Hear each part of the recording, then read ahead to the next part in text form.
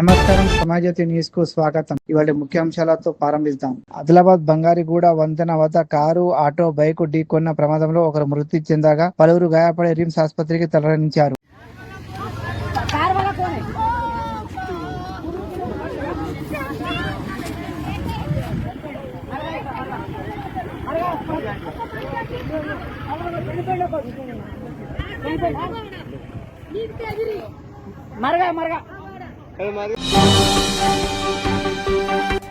ఆదిలాబాద్ లో ఫుడ్ వ్యాపారుల కోసం పోస్టాక్షణ జరిగింది. కలెక్టర్ రాజాషా పాల్గొని సర్టిఫికెట్లను అందజేశారు. ఫుడ్ సేఫ్టీపై అవగాహన కల్పించారు.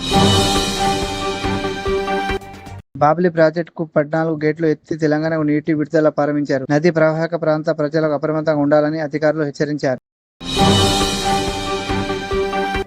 ఆదిలాబాద్ లో హెల్త్ స్కూల్ 3వ విడతను కలెక్టర్ రాజాషా ప్రారంభించారు. ఉపాధ్యాయులు బాసర ఐఐటి సీటు సాధించిన విద్యార్థులను సన్మానించారు.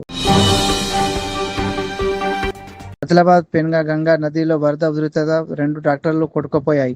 ఈ ఘటనలో ఎలాంటి ప్రాణ నష్టం జరగలేదు. కరీంనగర్ 2వ డిపోలో పార్క్ చేసిన ఎలక్ట్రానిక్ ఎక్స్ప్రెస్ బస్సులో మంటలు చెలరేగి పూర్తిగా దగ్ధమైంది. ఘటనపై అధికారులు విచారణ చేపట్టారు. రైతులు ఆయిల్ ఫామ్ సాగు వైపు అడుగులు వేయాలని నిర్మల్ జిల్లా కలెక్టర్ భువేష్ మిశ్రా పిలుపునిచ్చారు. ఈ పంటతో అధిక లాభాలు, మార్కెట్ సౌకర్యం లభిస్తుందని తెలిపారు.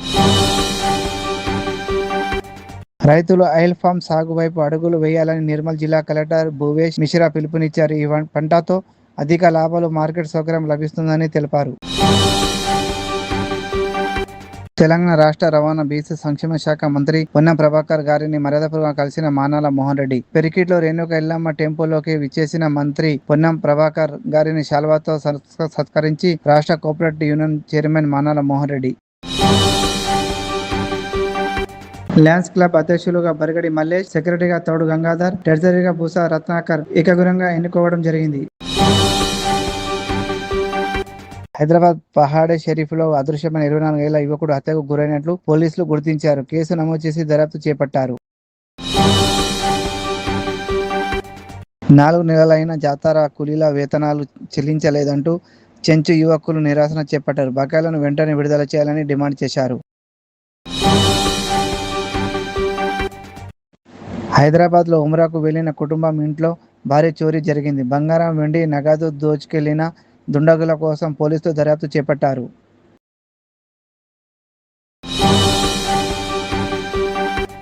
జలాల్పూర్ గ్రామ పంచాయత్ కార్యాలయంలో ఘనంగా పౌర హక్కుల దినోత్సవం కార్యక్రమం నిర్వహించారు. ఈ కార్యక్రమం ముఖ్య అతిథిగా డిప్యూటీ తహసీల్దార్ వనజ హాజరై మాట్లాడుతూ గ్రామంలో అందరూ కలిసిమెలిసి ఉండాలని, కుల వివక్షత ఉండకూడదన్నారు. ఈ కార్యక్రమంలో రెవెన్యూ ఇన్స్పెక్టర్ గంగాధర్, గ్రామస్తులు తదితరులు పాల్గొన్నారు. పోలియో తీరును పరిశీలించిన డిఎంహెచ్ఓ రాజశ్రీ బాల్కొండ మండలం కిషన్నగర్ పిఎస్సిని మరియు జలాల్పూర్ గ్రామాన్ని సోమవారం జిల్లా వైద్యాధికారి రాజశ్రీ సందర్శించి పల్స్ పోలియో రికార్డులను పరిశీలించారు. పిల్లలకు పల్స్ పోలియో చుక్కల లక్ష్యంపై ఆరా తీశారు. శ్రీకొండ పోలీస్ స్టేషన్ వార్షిక తనిఖీలు చేసిన పోలీస్ కమిషనర్ సాయి చైతన్య ప్రజలకు స్నేహపూర్వకంగా పోలీసింగ్ అందించడంలో ప్రతి అధికారి బాధ్యతగా వ్యవహరించాలి. ఫిర్యాదుకు వచ్చిన వెంటనే తత్వరిగత స్పందించాలి. నిఘా వ్యవస్థను పటిష్టం చేయాలని సాయి చైతన్య అధికారులకు సూచించారు.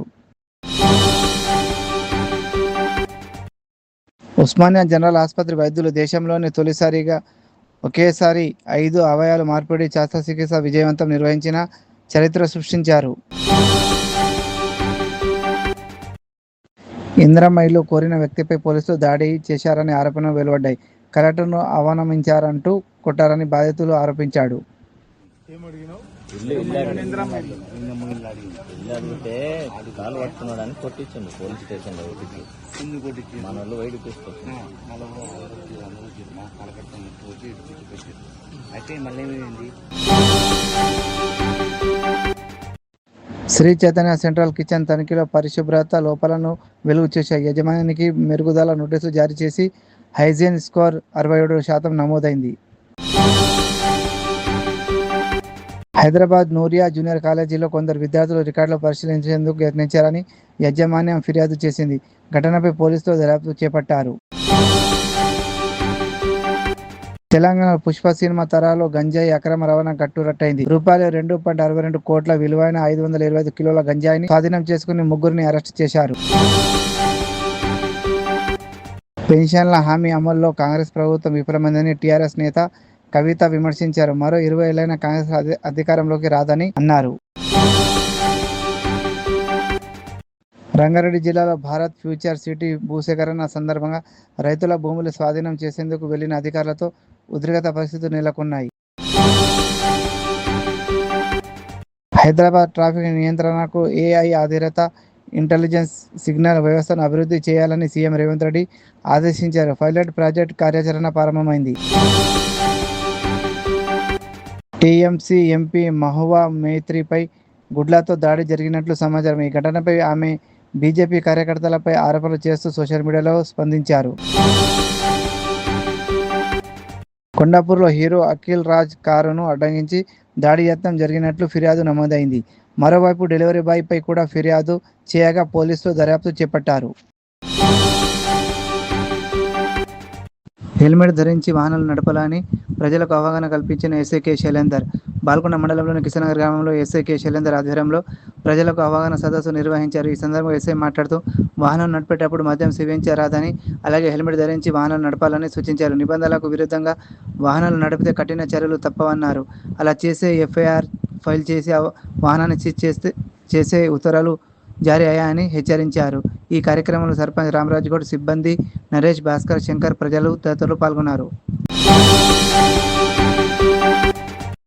ల్యాన్స్ భవనంలో కంటి వైద్య శిబిరం. బాల్కొండ మండలం కిషన్నగర్ గ్రామంలోని ల్యాన్స్ భవనంలో మంగళవారం బాల్కొండ ల్యాన్స్ క్లబ్ ఆధ్వర్యంలో ఉచిత కంటి వైద్య శిబిరం జరిగింది.